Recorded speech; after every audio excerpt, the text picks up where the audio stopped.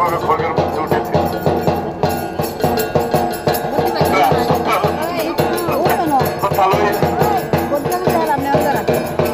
এখানে বাবুলের আমার বোনের শ্বশুর করতে পুরা হলে গেছে, গাছে ওটা বলে না।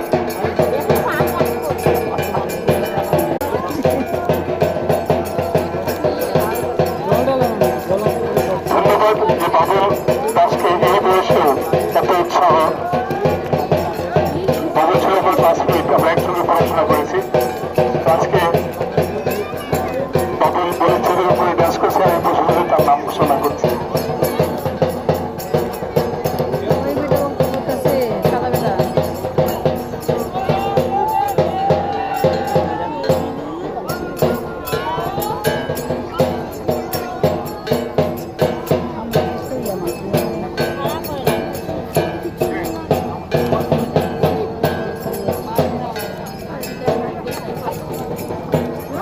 এবারে খড়গের নৃত্য শেষ হয়েছে, এবার আরেকজনকে তীর কেটে দেওয়া আছে।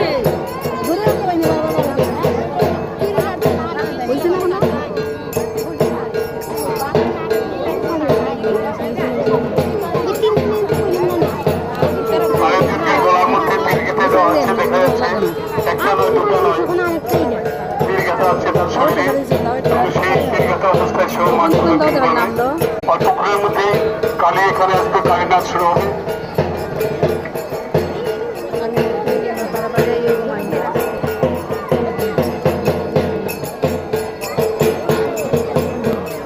একটু পরে কালী নাচ শুরু হবে।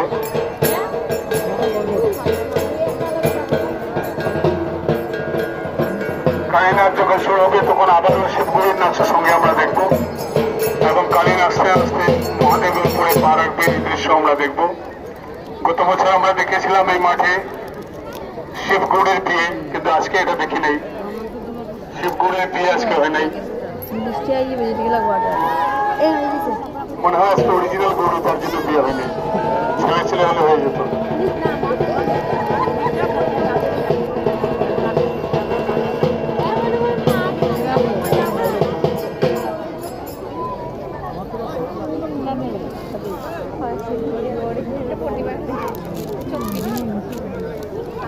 প্রতি তীর কথা অবস্থায় যে যতটুকু পারেন তিনি ভগবান সহায়তা করবেন। নির্মলদের ডিরেকশন দিচ্ছেন কোন দিক থেকে কোন দিকে যাবেন।